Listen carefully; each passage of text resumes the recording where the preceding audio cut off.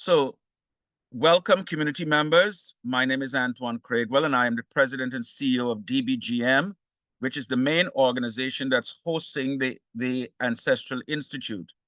And part of the Ancestral Institute was a series of webinars that are looking at the ways in which mental health and traditional rights, religious rights and practices can be combined to provide a form of care for our communities, Black and people of color communities. Joining us today is Mmatshepo Letsoalo, who is with, they will introduce themselves in a moment. But first of all, I'd like to share with you a little bit of some of the work that we have been doing, and then we will get to Mmatshepo's presentation. And as people are coming in, we're welcoming them.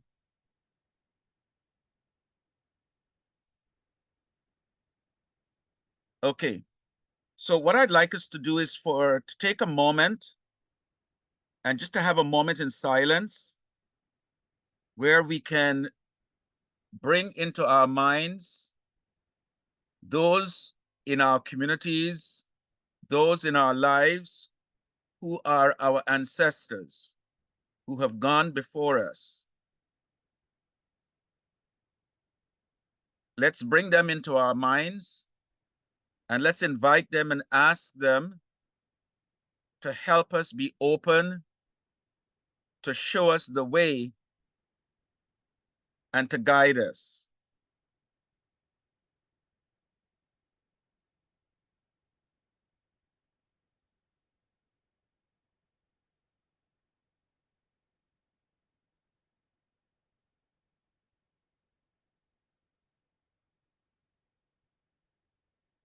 Thank you. So today we are going to be Mmatshepo Letsoalo, who's a registered counselor with the University of South Africa, is going to share with us in our webinar, the final in the series, is there a possibility of collaboration between the medical, traditional, and religious healers in mental health care? This webinar series is done in partnership with the University of South Africa, with the Nelson Mandela University, with Healing Arts, with Black Women's Blueprint, with Beyond Bold and Brave, with the University of Puerto Rico, and with DBGM.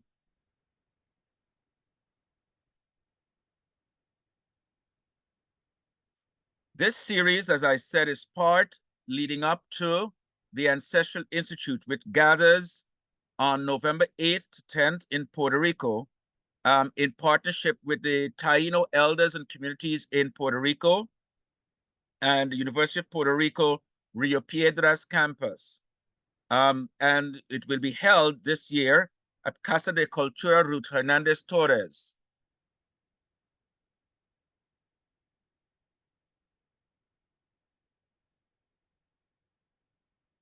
So if you're interested, you're welcome to register to join us in Puerto Rico from November 8th to the 10th.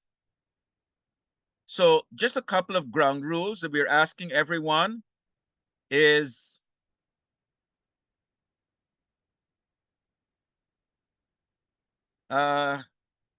mute your phones and the mic. Unless speaking, turn off your camera so that we can strengthen the bandwidth. Only the presenter's camera will be on. Put your questions or comments in the chat. At the presentation's end, use the raised hand emoji, unmute yourself to ask your question. And even if you don't agree with something the presenter or another participant said, let's please be respectful. Each person is entitled to their opinion. And so, like I said, this is a part in the final in a series. And if you go to the Institute's website at ancestralinstitute.org and click on any of the flyers that you see there, you will be able to hear and see the video of each of those webinars. So I now like to invite Mmatshepo Letsoalo to join us and to share their presentation with us. Mmatshepo,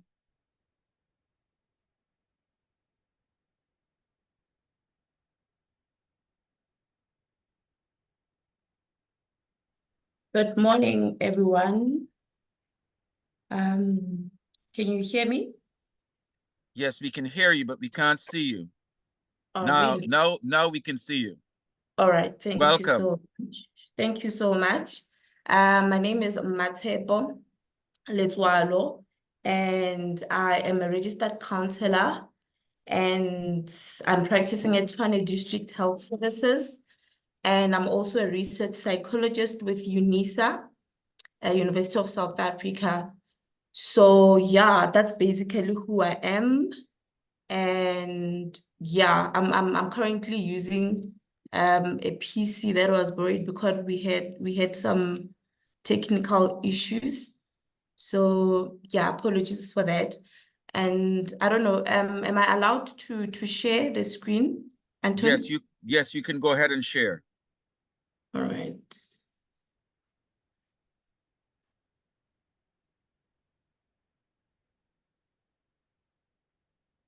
Is it visible enough? Yes, it is. Okay, So awesome. select Thank you. slideshow at the top and from the current.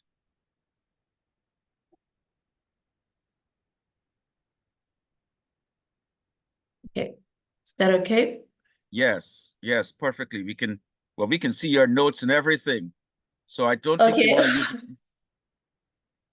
Come again? We can see all your notes and everything. Oh, all right, no problem. Okay, so I'm a PhD candidate, and my studies are on indigenous knowledge system as well as African epistemologies. So that is just to lay a foundation of what you're probably going to get today. So the title of this presentation, it's termed, "Is there a possibility of collaboration between medical, traditional, and religious healers in mental health care?" So what you're going to get from here, it's the background, terms that are used, the summary of the methodology, literature, and the findings of my master's study.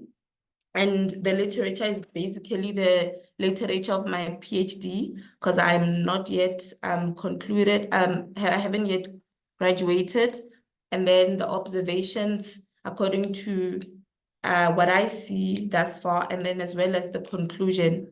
So as I said, this study emanates from my master's results, where my master's was on the perceptions of traditional health practitioners, on the possibility of collaboration with Western trained mental health practitioners in treating mental illness.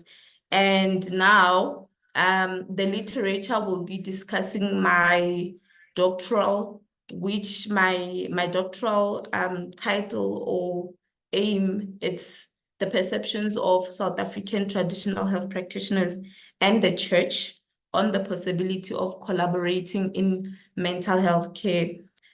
So this comes after the World Health Organization has recommended that there should be multi-sectoral collaboration in healthcare, given the burden of healthcare, particularly mental health care.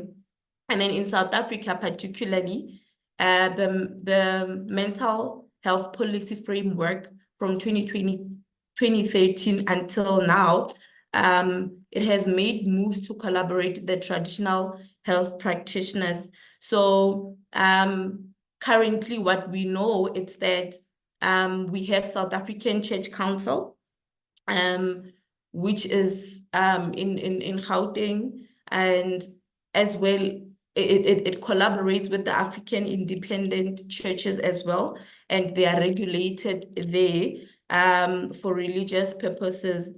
And then when it comes to the issue with Western trained, we're also regulated by councils such as the Health Professional Council of South Africa. We also know SANC, South African Nurses Council, and so forth. This is just to smooth the process of Western trained. But then with traditional healers on the other side, it's a little bit rocky because of the interim council, but I think I will unpack it later. But then I guess what I'm gonna try to show is that with other professionals, with other providers, health providers, which is the Western trained, as well as the traditional, as well as the apologies, as well as the faith healers, they are regulated. But when it comes to the traditional health practitioners, it's still interim, and you know that interim can either be dissolved or it can continue. So it's more of, in the meantime, this is what we have. And it has been this way since, right? So the concepts that I'm going to use, the church will refer to any Christian churches, inclusive of all denominations, Masioni, charismatic Christians, apostolic, you can name them. So we're not going to exclude any church as long as it's Christian.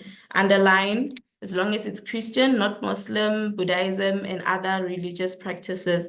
And then traditional health practitioners, which will be referred to as THP in this study. It will refer to all category of traditional healers who are treating mental illness, and they are knowledgeable about a mental illness and indigenous knowledge system, and they use also artifacts to treat mental illness. And then again, when I'm going to refer to Western trained, I will be referring to medical professionals who are trained in Eurocentric or American approach, like psychologists, registered counselor, social workers, and probably majority of us who are joining here. Okay, so this is the methodology that I used for my master's. So it was qualitative, it was phenomenological research design. I had 12 participants, and the study was done in Sekhukhune district in Limpopo province, and I used snowball sampling with semi-structured interviews and analyzed through thematic content. Now, with my proposed study right now, I have adopted constructive paradigm, which then will allow me to absorb knowledge not as a one entity thing, but a universal, or let me say knowledge is assumed from different perspective and it's socially constructed. And then I'm going to do grounded theory by Shamas.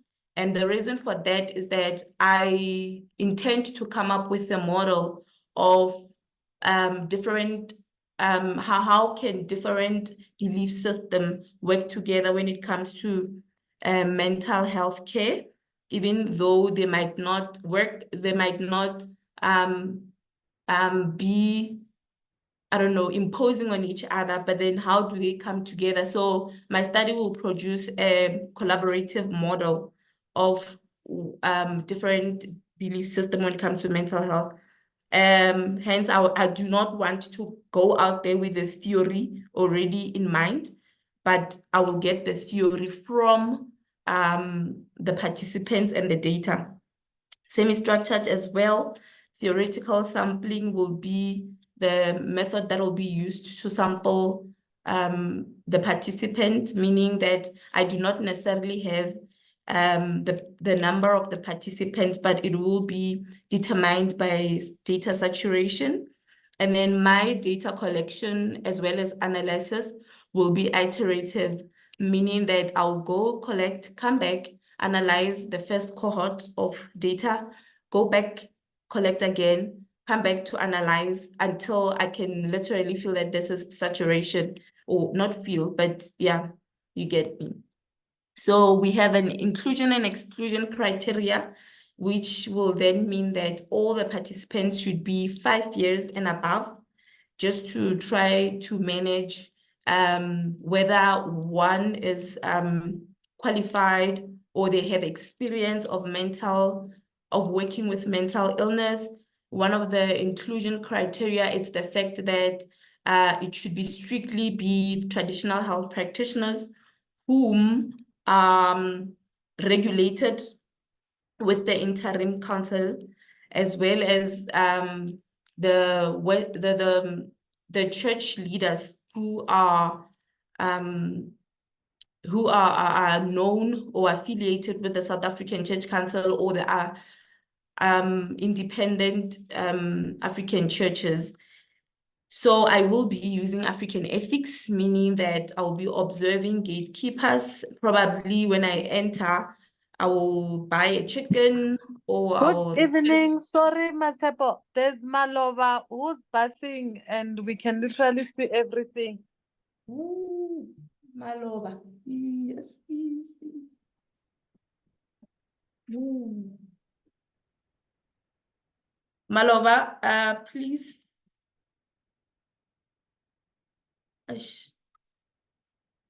Sorry about that.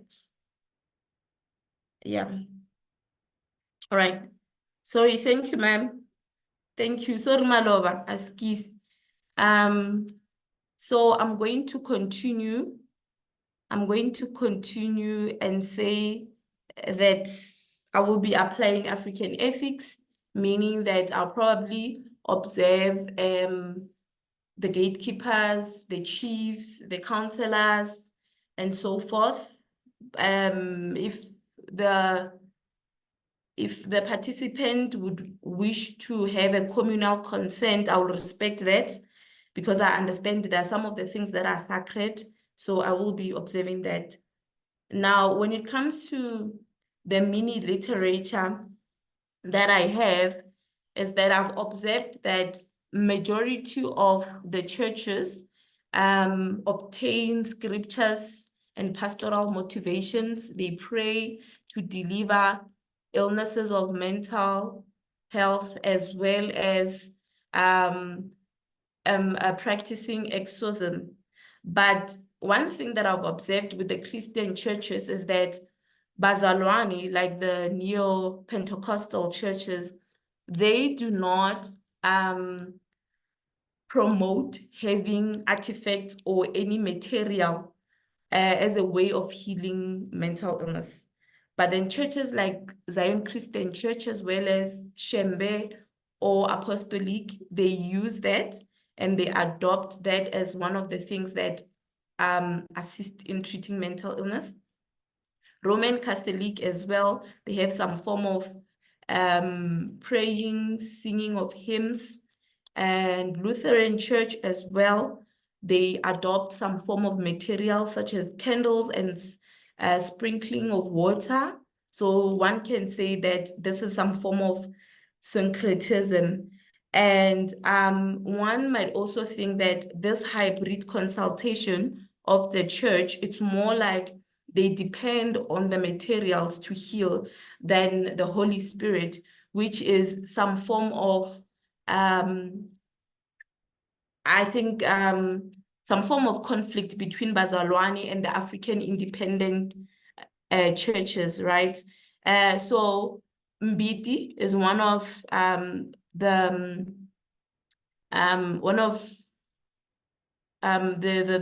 theologians who came up with the issue of thinking that when we are praying, when we are taking care of yourself in terms of medical assistance as well as visiting traditional healers, we can just take that as everybody else is doing the Lord's work, and there is absolutely nothing with syncretism, right? And I can maybe further say that some of the medical professionals, some of the psychologists are also pastors. And one might argue, are they not syncretizing when they are in a session with a patient? What are the possibilities that they are praying for the patients? In a case where the particular health provider is a pastor and it's also a mental health practitioner, do they deprive their brethren or church members of mental health care talk, or what do they do? Wouldn't that be called syncretizing, right? So I'm gonna move furthermore to say that when it comes to traditional healers, they have adopted the issue of using herbs, as I said, And some of their well-known method for treating mental illness is the fact that they steam, they do inhalation of smoke, and how they really do a diagnose. It's using bones, traditional bones. They would ask a patient to blow their air into traditional bones. In my language, we call them ditaola. And then this will then search through the body, the mind, and the spirit, and it will help them to know what is wrong with this particular individual. And some of the diagnoses of the traditional healers, it's inclusive of visions and dreams. You find that a traditional healer would say that before that particular patient could come, I had already seen them in my vision. So the traditional healers, I mean, the ancestors have shown me this and this and this particular patient. And this is also contrary to what religious healing, faith healing, the church would recommend, because there is a belief that we should not impose into those who have passed on, in this case, ancestors. It's demonic, it's intrusive, it's making an imbalance, it's even some form of witchcraft, and it's against God rhetoric, right? I think I already, maybe this is a repetition, I've already spoken about ZCC, African independent churches, and what they do. The study by Smith tried in Ghana, they have tried to check out what can we do to collaborate, and what they came up with is that the elders in Ghana, they cope a lot with mental illness treatment, because what happens is that they sort of use both the Western, the traditional, as well as the religious, as a negotiation of illness. So what they would do now is they would go to, for example, medical psychologists. They would come, and then if we do not treat whatever the mental illness, they would go to church. And then if it's the mental illness, it has not still healed, they would then go to traditional healers. So it's more of treatment blending. They term it treatment blending, just as long as the patient has healed. The church, they believe that God is responsible for restoration. I'm gonna quickly jump to the fact that there are scriptures, however, in the Bible that sort of contradict some support herbs or traditional healers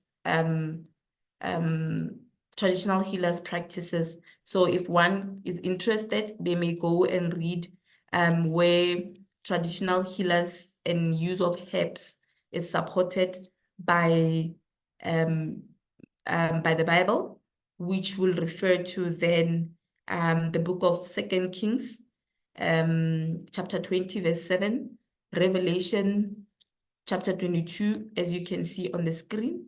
And then contrary to the very same scriptures that I've quoted, I guess this is in support of charismatic Christianity that says that any form of reference of any medium or of any deceased individual God detests. And these are the scriptures, as you can see. So I'm gonna move.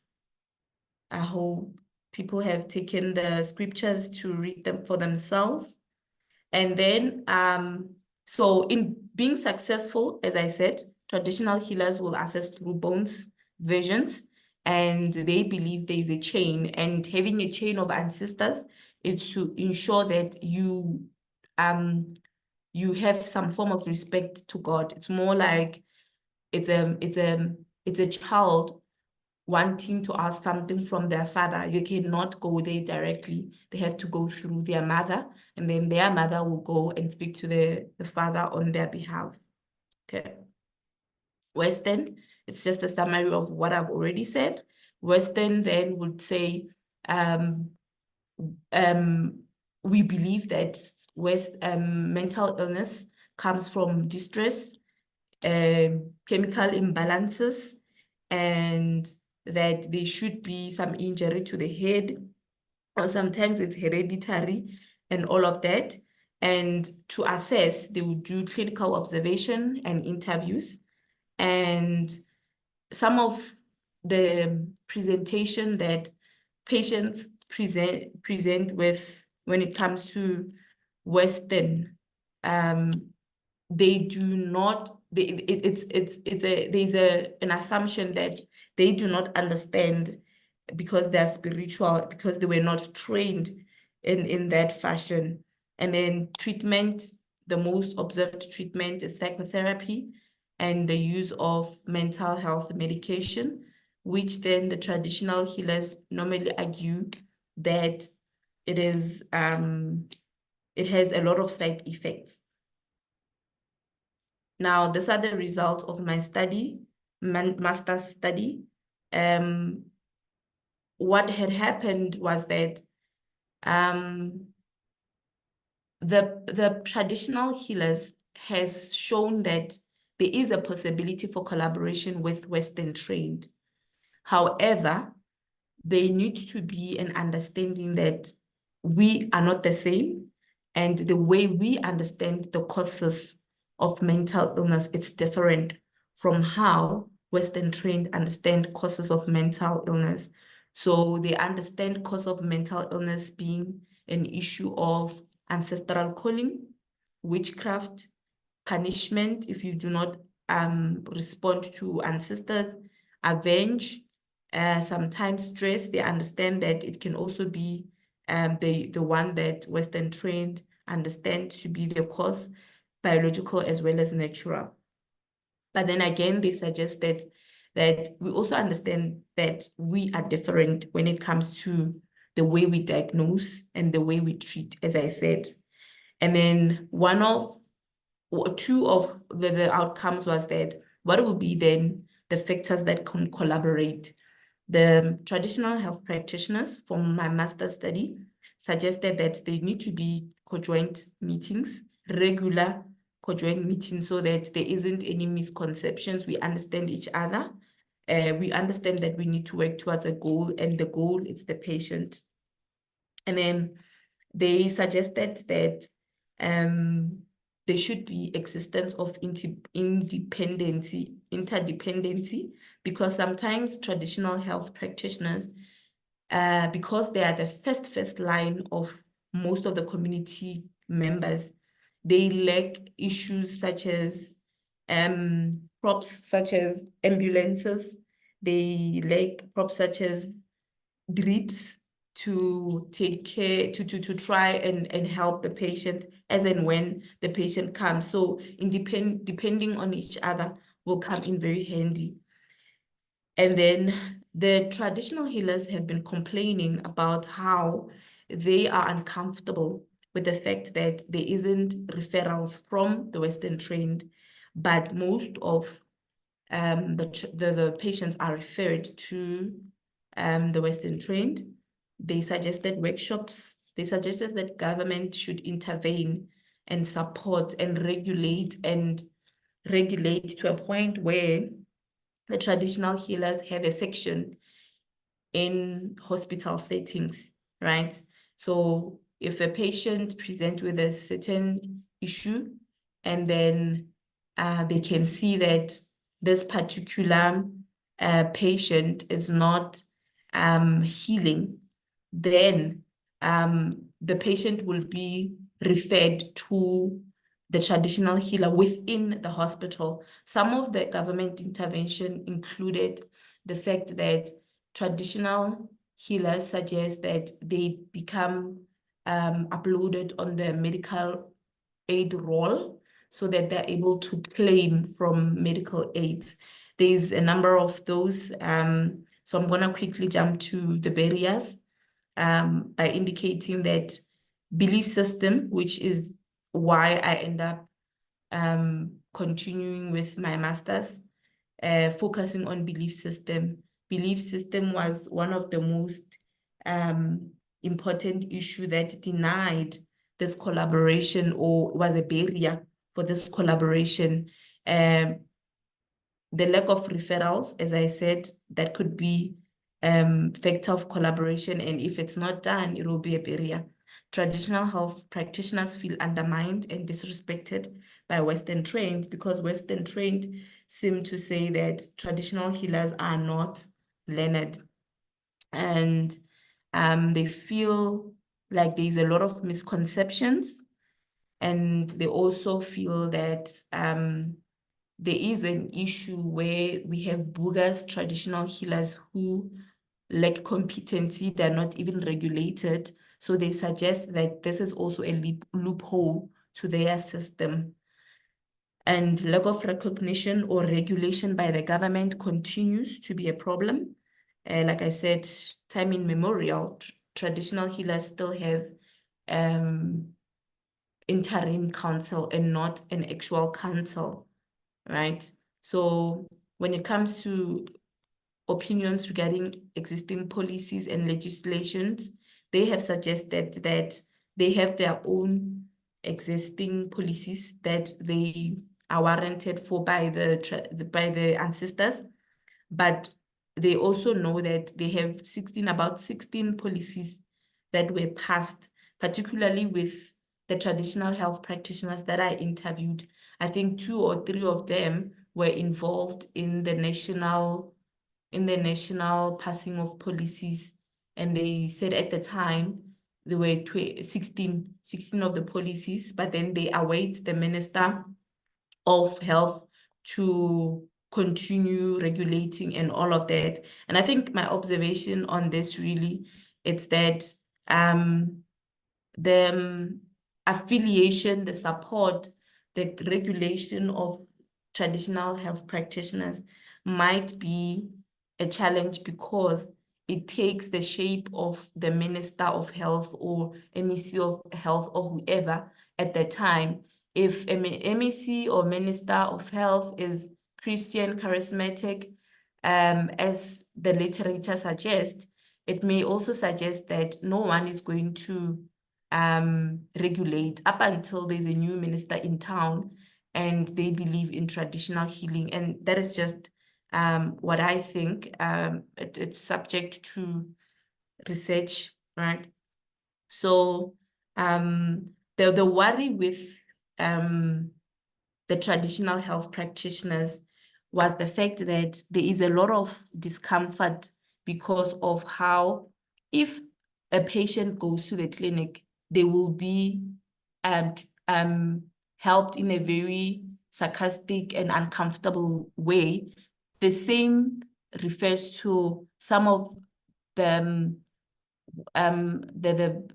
church attendees who will go to church after going to traditional healer. They fear expulsion or being disowned by family members should they make use of traditional health practitioner services. So you can imagine if your own family has discarded you, or where you think you are getting help, they give you an ultimatum. If you go there to seek healing, then we discard you. But I also want to highlight that one of the literature, as much as it's part and parcel of, it's not part and parcel of the result of my study, the literature of my PhD indicate that the church members are skeptical towards the traditional health practitioners because it's associated with lack of protection from God due to its dark elements. And some of the traditional healers, they tend to practice witchcraft, even if they assume a role of assisting people. And I think to try and conclude this slide, I would say also there are some of the fake church leaders who practice bogus healing and false prophecy. And they are also alleged for money laundering and various assaults within the church. And Mbiti has warned against these perceptions that the church is used as a tool to oppress other people, and argues that the church should practice teachings that should be in a manner of how assistance should be broadened, right? So I think it's more of loopholes across all the profession. Come to Western trained, there is a lot of what is the infrastructure shortage, there's short-staffed and all of those things, right?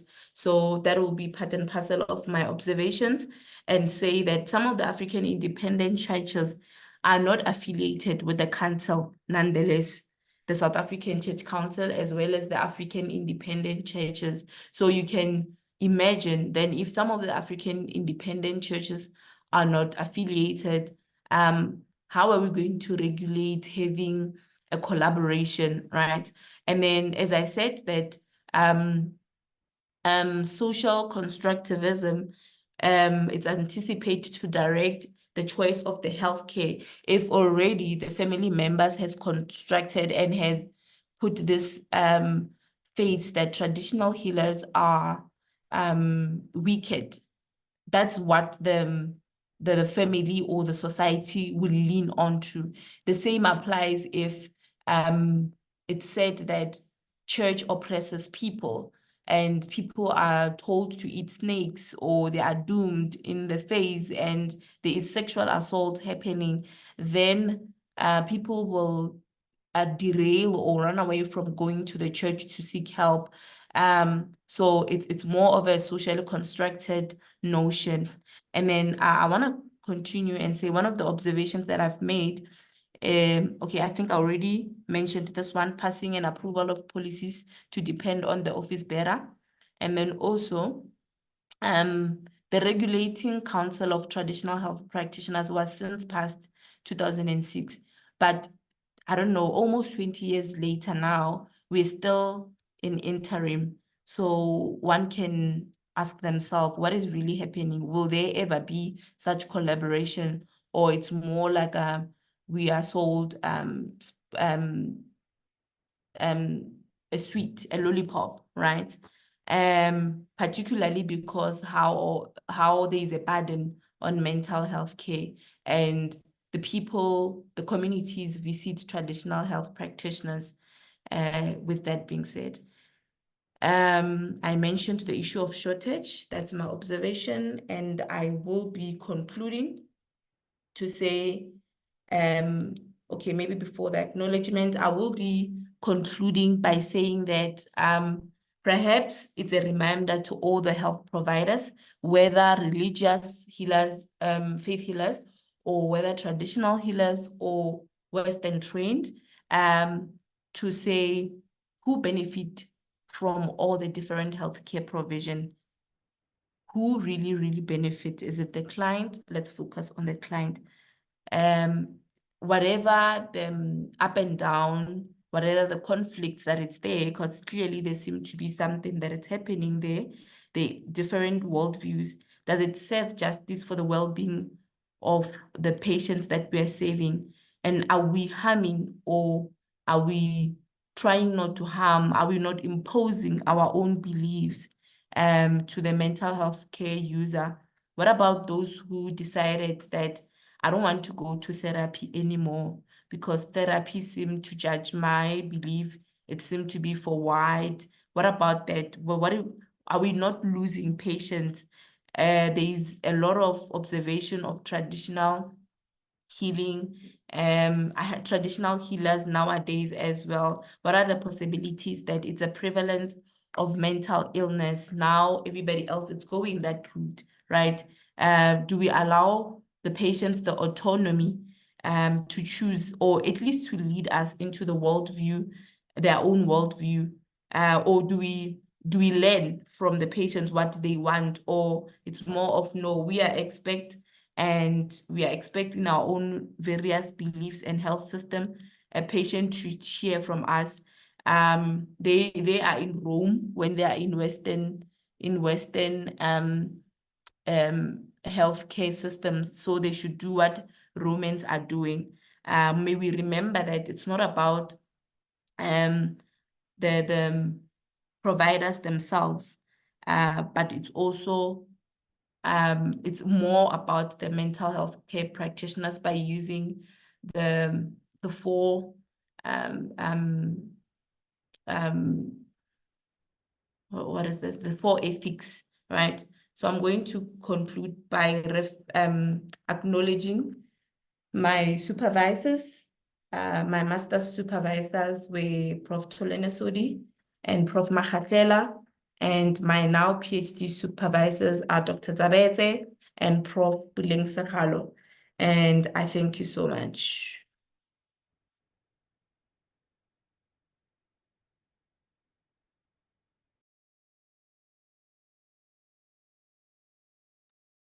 Thank you very much, Mmatshepo. Now, let's look in the chat and see if there are any questions or comments or concerns. Do people have questions for Mmatshepo? Mmatshepo, would you come on so that people can see you? Oh, okay. I'm here. Good, great. Welcome and thank you very much for this presentation. Are there any questions for Mmatshepo?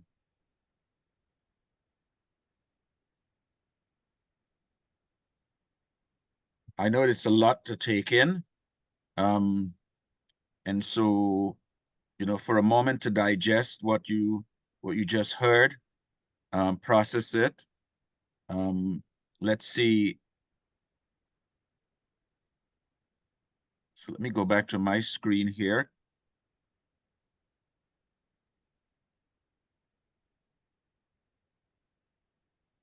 Okay. So we're at Q&A right now. Any questions, comments? Yes. So I have one question here. Is it unethical for psychologists or mental health practitioners to pray for patients?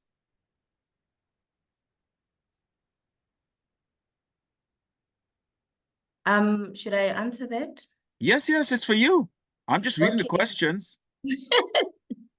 Okay, so I think I'm going to say yes and no, and my yes will be that what role are you playing for the patient? Are you their pastor? Are you playing a role of opening the church now? And I know it's a harsh one to say, but I also want to say, perhaps because others might feel like it's syncretism, right? But I also want to say that majority of Western trained, they were not trained in a spiritual element, in a sense that we sort of put spirituality and the church on the other side, and then we focus on the biopsychosocial, right? So if you're going to now pray, what if the patients now say, whenever I need prayers, I'll come? Are you continuing to be a therapist or their pastor, or what is happening? But I think also it goes back to what I'm saying when I say maybe we need to also look at the four ethics to say, does it not harm the patient when they come and say, please pray for me? Please pray for me. I feel like you understand me. I feel like you get me. So pray for me.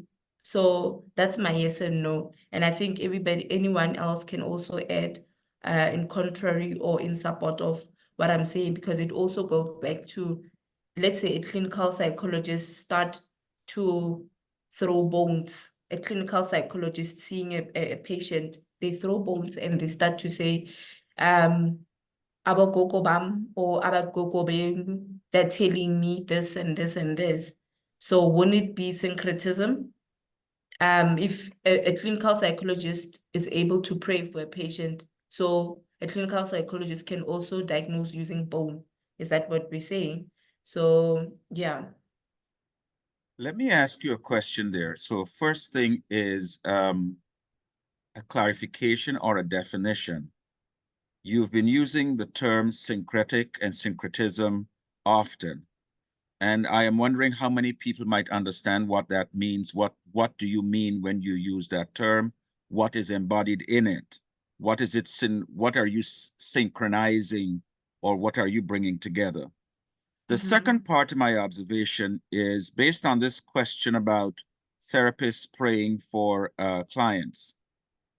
How do you then account for the instances where we have religious leaders, Christian religious leaders, or even non-Christian religious leaders who assume a therapist's position? And so they have their congregants come to them who may clearly have a mental health issue, and the religious leader, for their own self-aggrandizement and their own power, will try to provide some pseudo-psychology rather than advise the person to go to seek professional help. Or if there's a faith leader who may be trained in mental health care, to be able to say, well, let me separate the two things so that we don't cross over between a prayer and clinical therapy. But then what then becomes clinical therapy? Is it a traditional belief system, or is it the Western European style of clinical therapy? So can you just clarify or shed some light on for us on that particular aspect of faith leaders, church leaders, who assume the role of both therapist and pastor and conflate the two issues, then end up misleading or providing incorrect or inappropriate care for somebody who really needs it? Okay, thank you, Anton. So I'm going to start with the first one. So syncretism can be understood as engaging two or more healing systems for you to heal, meaning that you might adopt prayer at the church, and you also adopt water or candles as another artifact that can be used for healing, right? Or one might also say, I know in other other scholars use the word hybrid or dual practice, in a sense that now this person do two treatments in one, if you get what I'm trying to say. So an example of it will look like a pastor who's at church, and afternoon he he assumes the role of being a traditional healer as well, or a prophet who's in the church, and then afternoon they become a traditional healer and they adopt artifacts to treat mental illness. And then your question on the issue of what happens if then spiritual healers assume a role of being a counselor. So I think it's a very brilliant question, and I think it's one of the things that I loved to see, and I like to engage, that it seems like this healing favors others and it does not favor others, because if the very same rule is assumed by a clinical psychologist and they come with a Bible and open it, and then now it starts to become like you're not keeping boundaries. You are assuming multiple roles, it's conflict of interest and all of that. And perhaps because it's something that it was ethics from HPCSA maybe, or regulated from the Eurocentric approach. But then if you go to the church, if you go to traditional healers, they are broad.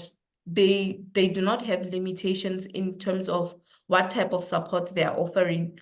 Traditional health practitioners, most of them, they treat mental illness. They also assume a role of being a doctor. They also assume a role of being a midwife. They also assume a role of counseling, literally 5, 10 in one, right? Similar to the spiritual healers or faith healers, in fact.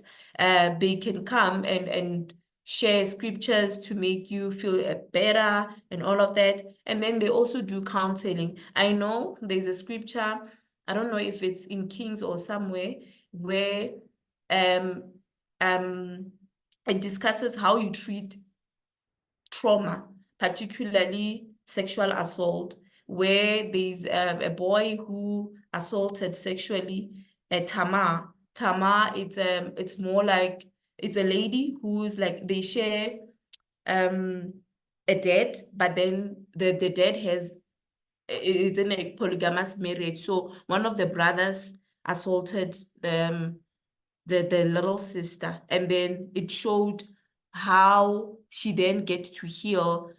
It's at some point there were suicidal ideations and all of that. So some of the pastors would then adopt the Bible and refer to scriptures and say, do you see this particular person, so and so and so, and this is how they've healed. God has told you you have power to step on serpents and everything. You have and all of that, it's counseling, but it's also spiritual counsel or pastoral counseling, so to say. So I guess it's also me saying I'm putting it back to the flow, but this is my attempt to answer that.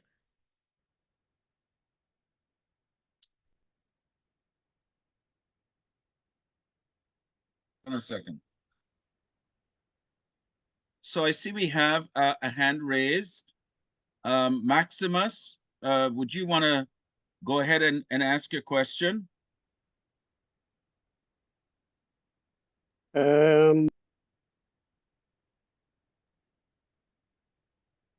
Maximus, you're muted still. Sorry, colleagues. I'm trying to unmute myself. I'm using a cell phone, so it's a little bit small. Thank you, Doctor, for such a brilliant presentation. My name is Maximus Manahing Sofoto, and I listened, unfortunately, towards the end of your presentation, but I loved what I heard.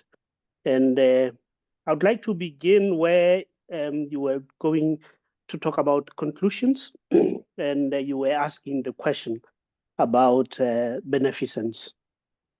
And I would like to link that to say, indeed, it does not seem like a lot of what we are doing is benefiting the people we are supposed to be helping. As such, it is creating silos in the way we do things. Hence why I think some of the new and upcoming therapies, such as a multimodal type of approach that says what you can use to help a client should be welcomed. Just around midday today, I received a request from a colleague who's trying to help on issues of mental health in the church. It's a big movement. It's a huge movement. It's worldwide, but it's growing also in South Africa. Today, they were looking for someone from one of our members who said, I need a psychotherapist or a psychologist who is also a member of this particular church. I couldn't come up with one. I threw it out there and there's no one. And this rang a bell to say, in one of the presentations that we had, a similar kind of need arose. And perhaps it's time that we move away from a monotherapeutic kind of approach to say, yes, if I can be a traditional practitioner who is also Western trained, what is wrong with that? I would even be more understanding of my own people in our own cultures better than if I'm wearing the goggles that I look at them from one paradigm. But I would like to say that perhaps it's time that we become more inclusive than guard and gatekeep the way we do things. Thank you so much. That will be my contribution to the presentation, Doctor. Thank you. Thank you, Maximus.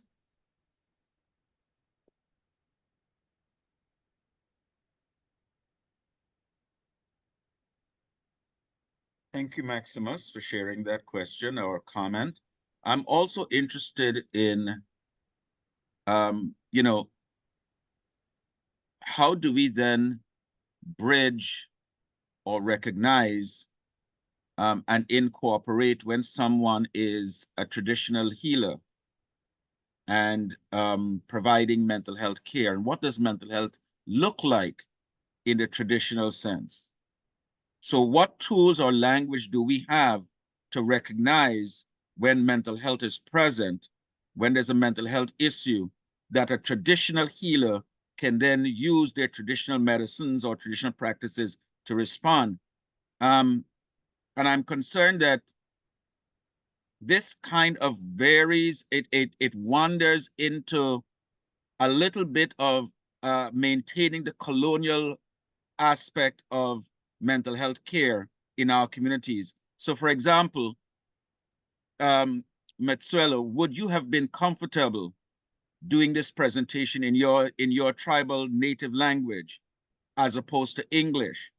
How many people would understand your native language, and would we then need a translator into English for this conversation? And that is where the crux of the matter is. Two issues: one, language usage, and two, understanding how, from a faith leader's, a traditionalist perspective, recognizing when mental health care is needed and how to effect it using traditional means.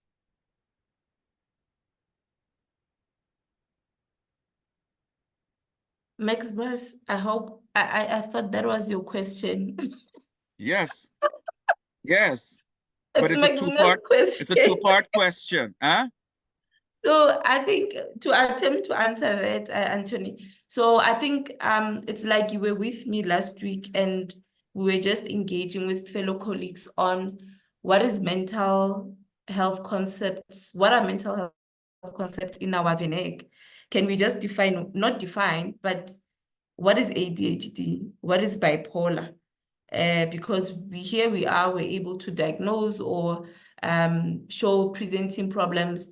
If it's a grandmother who does not understand English and they come and you're trying to explain to them dementia or Alzheimer or whatever, what are you going to say? Or you're trying to say, Gogo, your child has ADHD, autistic spectrum. What are you going to say to them? Because why? We don't have the language, right? So it poses a question to us as well. Is this a therapy that it's contextualized to us?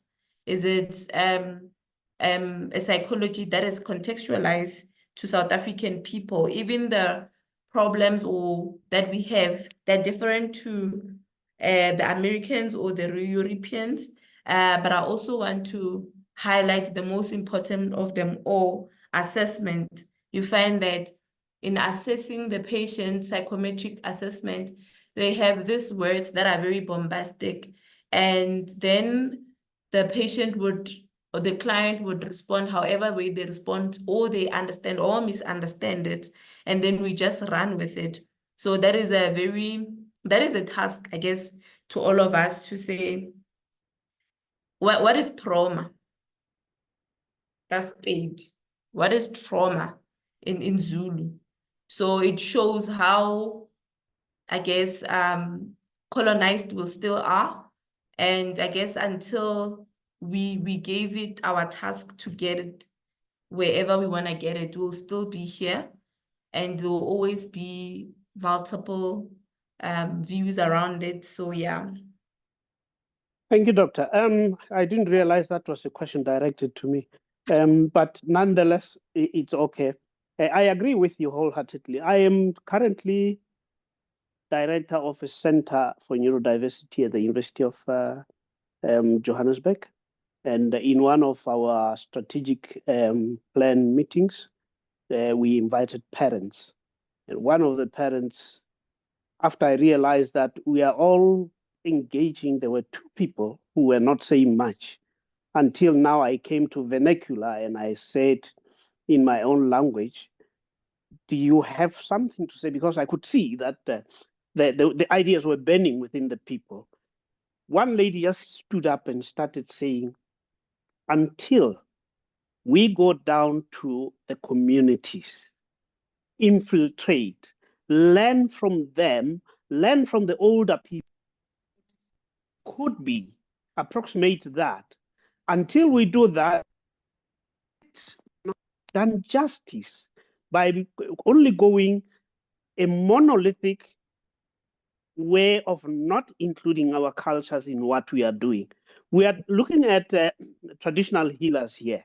What part can they play? And I always use an example of a Mosotho man, traditional healer, Chief Mohlomi, who was born in 1702. And Chief Mohlomi, currently in Lesotho, there's a hospital named after him, because of the richness of how he was able to heal the body as well as the mind. But because we got so colonized, we forgot, we, forfeited the richness that would have come out of that. And the question is, are we going to be Anglicizing everyone to the extent that all people will understand when we talk autism that it is autism? Or there could be ways that can be dug up. I'm glad that you are saying one of your mentors is Prof. Sodi, and he is someone I look up to. And this is a person who is really making inroads in helping us to look at our cultures and embrace them. We have a long way to go until our own indigenous knowledge systems are unearthed. We are going to be groping in the dark, thinking that we are healing when we are not actually healing. We are excluding instead of including. That gogo you are talking about, who doesn't understand what you are talking about when you say ADHD, they need to be helped. Perhaps there is a word that has been used in their culture, but we need to find that. And it is for us researchers to do that together with communities, not to go and impose our knowledge on them, but to say together, we need to understand this new phenomenon that is emerging now among us. Thank you so much. Thank you so much, Maximus. And I just want to highlight, I'm not doctor yet. I'm using a PC that was borrowed because my PC was making some mistakes, so I'm not doctor yet. So yeah, I think Maximus, maybe just to add on that, I think the most important element of where do we start, for me, I just thought of it as the universities where all these things start. Where do we get the training from? And I also realized that Dr. Baloyi Lisiba in Sefako Makgato, Dr. Noye, Prof Noye, Prof Lisiba, Prof Ramose, they are down with this application of indigenous knowledge system as well as African epistemologists. And Go UNISA, Prof Tsagata is also involved in that. I know my supervisor, Wandile Tsabedze, and Prof Saralo are also there. University of Limpopo, Prof Magashela and Prof Sodi as well. So I think if it can be something that is sustained in the universities, it can be something that we run with. How can I forget KwaZulu-Natal, Prof Kize, and I think is it Stellenbosch or somewhere Cape Town, Prof Kopano Ratele. They're also involved in that. So I guess moves, even if they are short, might be slower, we are getting there. But most importantly, maybe it should be started from undergrad. Let's have words, let's have our own vocabulary, let's contextualize it to us. We thank the Americans so much for laying the foundation. We can step on top of what they've already built, but then build our own thing as well on top of what they did. So yeah, I just thought I'd chip in there. I think that is important. You just sharing it, Mmatshepo. Maximus, I think one of the issues here is language. And we are aware that English language has eliminated and truncated many of the expressions, cultural expressions. So for example, in as I imagine in Zulu or Xhosa, you may have a different way of expressing an idea or a thought in much more expansive language and verbiage that English has just simply cut off. And so it might be necessary then and finding ways to engage and return to that original language. And like you're just saying, Mmatshepo, is identifying words that we can then use in its expansive form, because in many different cultures, various words create pictures or create imagery in reference to nature that people use as a way to say and to communicate. So they can talk about the way that the river flows through the land, but they may use one or two words that describe the way the river flows through the land as a way of saying the way that the spirit might move in me is like the way the river flows through the land.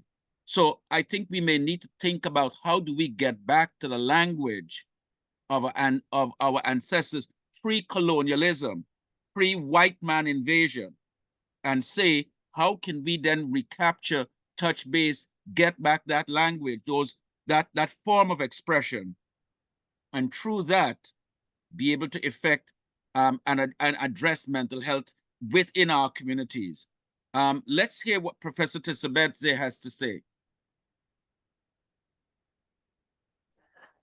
Thank you so much, colleagues, and thank you so much, Antonia and Mmatshepo, for such a lovely presentation. I just want to go back to what Maximus was saying. I'll say Sifoto. What he was saying right now is a very important thing, and I think every time when I'm listening to these webinars, I see the transitioning. I see the us young scholars coming in and taking authority and putting our word out there to say we are here as Africans and this is how we do it and this is how we understand it. There is a paper that was published by one of my master students this year where she was looking at the perspective of Setswana parents who are caregivers for children who are living with autism. And she was asking the parents to say, what is autism? And honestly, we had to take a bold decision with the student to say, we're gonna publish it, we're gonna name the title as how the parents understand what is autism. And the title we call it Bukua Jwa Tlhaloganya. So I'm not Tswana, but I'm trying to pronounce it. So it was an interesting study because this is where we were saying, how do we understand autism and what is autism according to us, not in the Western approach. So I feel like also what I have noticed as scholars, we still have that fear of expressing who we are. And also in Mmatshepo's PhD, there's a part whereby she's still struggling with it because she doesn't want to take ownership of it, to say, what is African ethics? How is she going to do it? Because she is busy writing on the Western ethics. I'm like, hello, you're going to be talking to people who are traditionalists here. You might as well just get some money for Imvulamlomo. One of them might say, I want a goat. One of them might say, I want a white chicken. What are you going to say? So this is whereby you need to write the significance of these African ethics as a scholar, to say, in our context, this is how we do, this is how ethical is supposed to be like this. Though some other journals will say that's bribing, that's what. It's gonna be a very interesting conversation around those, the international journals. But then what I can say to us scholars, it's high time when you are writing on an African context, please bring in the Africanism in it. Please bring in this being a Swati, being a Pedi, being a Tsonga in it, because there is no other way you will understand it very clearly if you don't explain it proper. I have a student that is doing Ulwalugo, and I say to him, please write Ulwalugo in Xhosa a paragraph and tell me what is it, because if you write it in English, it loses meaning. So it's high time that we provoke the conversation. There's a professor from Sefako. He really challenged us scholars to say, let's write from where we come from. And as Photo just mentioned something that is very important to say, as clinical psychologists, counselors, and research psychologists, when you engage with these people from the community, do you really understand what is amafufunyane? Do you understand when they say, or you say they're being delusional now, they're hallucinating? When they say, I dreamt of this is what has happened, this is what it means to me. Are we now saying to our people, this is you are being now starting to be psychotic, you're showing signs of being showing some schizophrenic symptoms and stuff like that. So I really appreciate you, Antonia, for giving us such a platform whereby young scholars really they express and they are given the chance to say who they are, because these studies, it's their identity. They are trying to identify themselves because they are training. Mmatshepo has never been trained on this. He was trained as a clinical, from a clinical perspective. So bringing in the voice, you see it when they write, to say, here, honestly, a Western Black African, I don't even know who you are writing here, but I'm confused as a supervisor. So, but then I'm really happy, and thank you so much, Antonia, to give students such a platform. Thank you so much. Thank you, Professor Tsabedze. I think one of the things that you were just alluding to, which I think is now becoming a pervasive issue in non-Western psychology, is the whole concept of decolonizing psychology. And there's now a whole growth movement going towards talking about decolonizing psychology.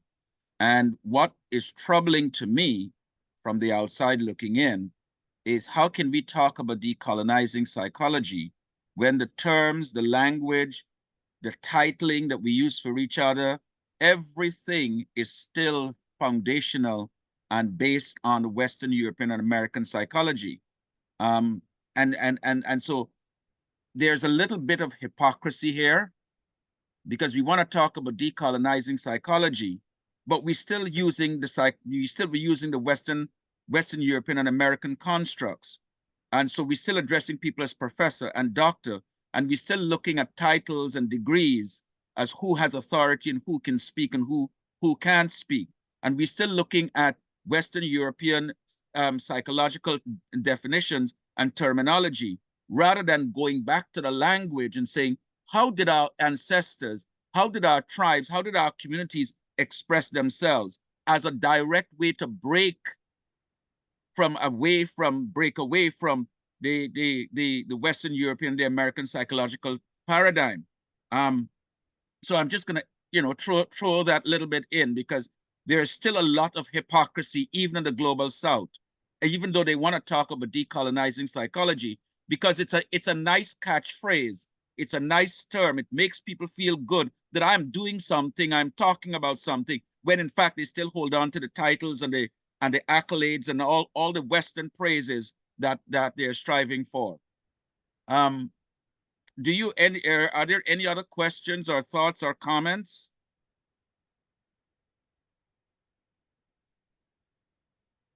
No? Okay, Mmatshepo, do you want to, is there anything? Yes, Maximus, go ahead. Thank you so much.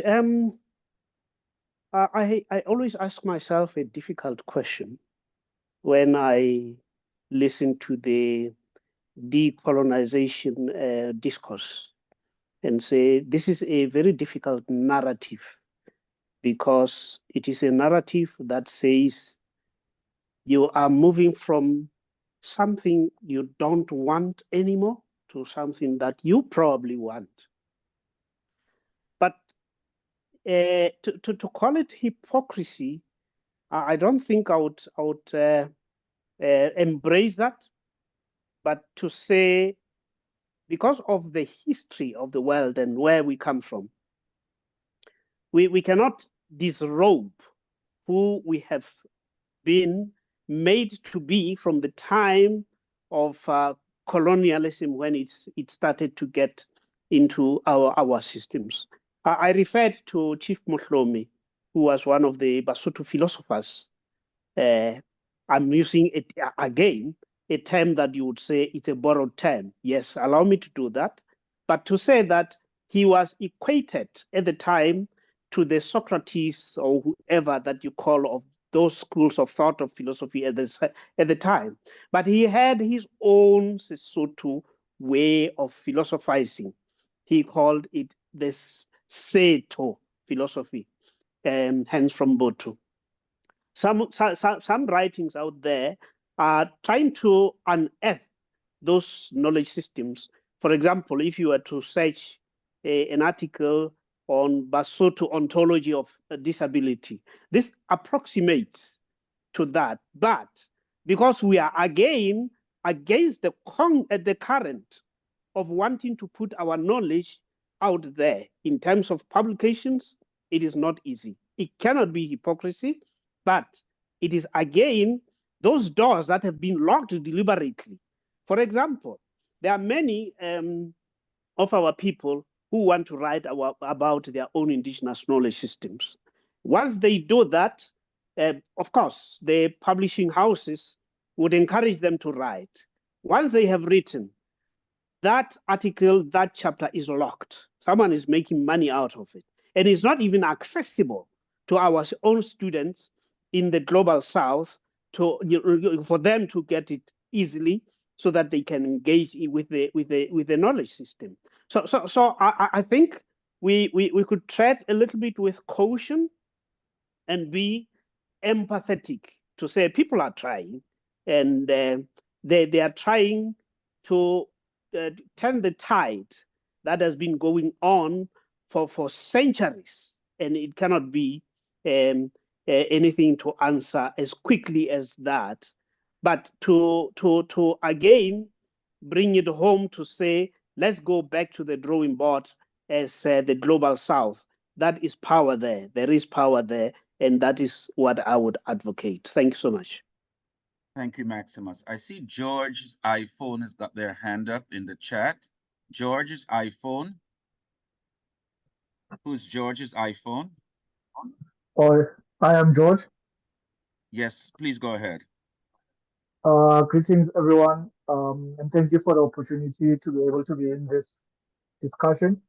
I don't have that much today, but I wanted to ask a question to professional practitioners of wellness matters. What I wanted to find out was that because traditionally there are traditional healers, there are a lot of traditional healers, and in the category of traditional healing, there's different categories. There's people who work with water. There's people who work with herbal medicine. There's people who work with spirits. There's people who work with talking to you. So in the sense of do we understand what are some of the diagnostics that are given to people with mental illnesses?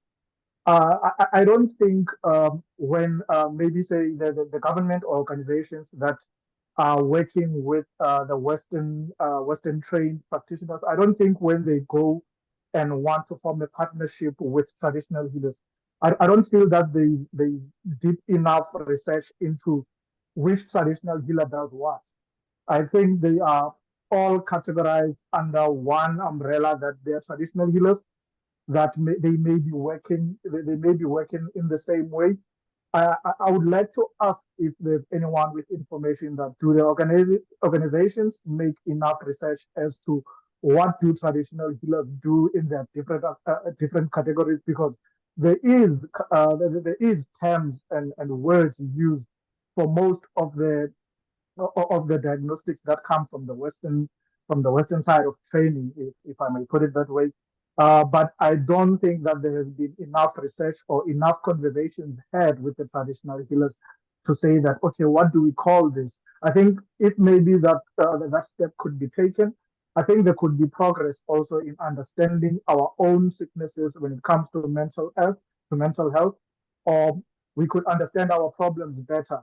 I am saying this because there's lots of villages with people who have lots of mental illnesses that are not able to reach places with facilities to treat them for those, or to help them with whatever problems they have. So my question was, Do the organizations go as far as researching what different traditional healers do so that they can get the particular people who would be able to work very well together with them in assisting the people that are not able to understand the language that may be used by the Western trained, or even the medication that is supposed to be used for them? Thank you very much. Do you have, thank you very much, George's iPhone. Do you have a comment or a response to that, Mmatshepo? Yeah, I'll attempt to. So, George, thank you for that question. We actually, until now, we have 4 categories of practitioners, and one is surgeon, traditional surgeon. 2 is birth attendant. 3rd one is diviner. The 4th one is herbalist. So in African, I think, Dr. Mandu, can you kindly assist? I know Dr. Mandu might know them in Pedi. So ngaka ya chupe. So ngaka ya chupe would be a traditional healer who have learned how to treat mental illness or whatever illnesses that they have from a herbalist perspective. And sometimes they said that ngaka ya chupe does not have a calling per se, but it's one person who has grown up in the household of traditional healers, but they don't have the ancestral calling. So they will learn how to treat such, right? So a birth attendant traditional healer will then assist with delivery of the baby, obviously then take care of issues such as postpartum depression and giving them information on how to isolate. I think an African perspective, when you have just given birth, you're supposed to stay indoors about 3 to 6 months. And the perception around that is solely because one would want, they would encourage you nest the baby and take care of the baby just to try not to contaminate or to make them ill. And with the help of the birth attendant, then one will learn how to also, or maybe it will also restrain you from getting pregnant again. Remember, right? So to avoid that, majority of the birth attendant would assist with the birth and mental health care of the the new mom. And then traditional surgeon would then do initiations, and then at the mountain they're taught laws about becoming a man and all of that. So as much as it can be seen as a social issue, it's more psychosocial than social, right? And I think, let me pause here if anyone else can add. Dr. Mandu, if you're still here.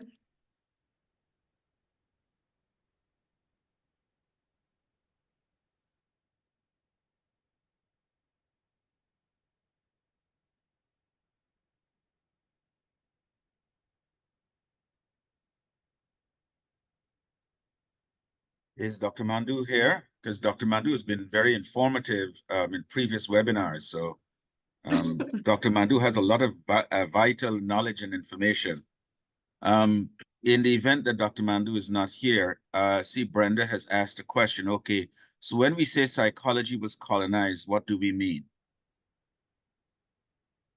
Okay, so I'm going to attempt that as well.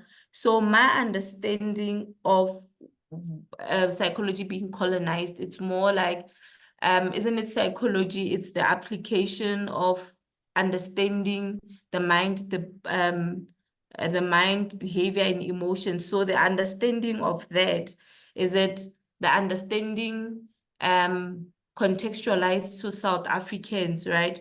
So if we are reading books that are produced and written out there and in America or in Europe, and we're going to apply the very same theories to our South African people, then there's some form of control that Americans have done on understanding our emotions and our thinking patterns and behavior, right? And I think also, if you look at how Africans used to do therapy on their own, if you, maybe I can make an example with when somebody else passed on, from Monday, let's say the person passed on Monday, from Monday until Friday, family members and community members would come, so in our language, in my language, called Sidisha, and then they come, batlo. When they come to Khota, it's more like a debriefing, because time and again, they would ask the same question over and over again and say, what happened? No, he passed on, wah, wah, wah, wah. Another person comes, you repeat the very same thing time and again. So by the time Friday and Saturday hit, your mind has been sensitized to know that this person, it's no more. It's no longer a shock. It's more like you're putting it in your conscious mind to say this person is no more. What will then look, what would then adjustment look like, right? So are we continuing to have that in therapy sessions, or when we do offer grief, it's an individual type of a thing? Are we able to call the whole family? Are we able to go out there in the community and do it the way Indigenous African people used to do it? Or are we adopting, I don't know if I should use egotistic approach of one person coming to therapy? Then African people used to do, it takes a village to raise a child. So if one person is affected, the whole system is affected. Then we do family therapy, we do family system. So the approach of individualism, it's not an African perspective, it's more of a colonial perspective. I hope it answers your question, Brenda, in me attempting to answer that. Thank you very much, Mmatshepo. So we are coming to the end of our final webinar, the fourth in our series. And at the beginning, Mmatshepo wasn't sure that they'll be able to go through for an hour and a half, but we've gone through now all the way at 90 minutes. I thought we were going to finish it at 12:15 at 75-minute mark. But we now gone to hour and a half. We've had a bit of a robust discussion. Maximus and I will continue to disagree to some degree. But I just want to share with you, if you're able to, and you can scan the QR code, and you would like to attend the cultural gathering for holistic health and wellness, uniting indigenous and diasporic practices, both in English and Spanish, in Puerto Rico on November 8th to the 10th. Please go ahead and register. Register is open. They've been open since October 1st, and it's going to be open again until November 10th. So if you can, and you're interested in joining us, here we'll be talking about a lot of the stuff that we're talking about here today, but we'll be getting contributions and presentations from the Taino indigenous leaders in Puerto Rico, as well as some Afro-Puerto Ricans who their ancestors would have been brought to Puerto Rico by Spanish colonizers and slave masters. So you're welcome to join us for this. So you can scan the QR code and register. And so once again, thank you. Thank you very much, Mmatshepo. And thank you very much to Dr. Wandile Tsabedze, and Dr. Yassin Ali, who I understand is no longer with Nelson Mandela University, for helping to pull this entire webinar series together, for us to be able to gather to discuss the ways in which traditional healing rites and practices can be merged with contemporary psychology to create and look at the ways of treating Black and people of color particularly in the global South, but also in the global North, who need and have lost touch with their ancestral rights and practices, that which is in their DNA, that which is part of who they are. So once again, thank you all very much, and we look forward to welcoming you on November 8th in Puerto Rico if you can join us. We would urge you then now to book your flights early so that you can be there. The hotel we'll be using is the Hotel Nest, which is actually obliquely opposite across the square in Rio Piedras, across from Casa Route, from Casa, across from the Casa Route location where we'll be meeting. Thank you again, and we look forward to welcoming you to the next event when we do another series of webinars and/or next year's Ancestral Institute. Thank you. Bye.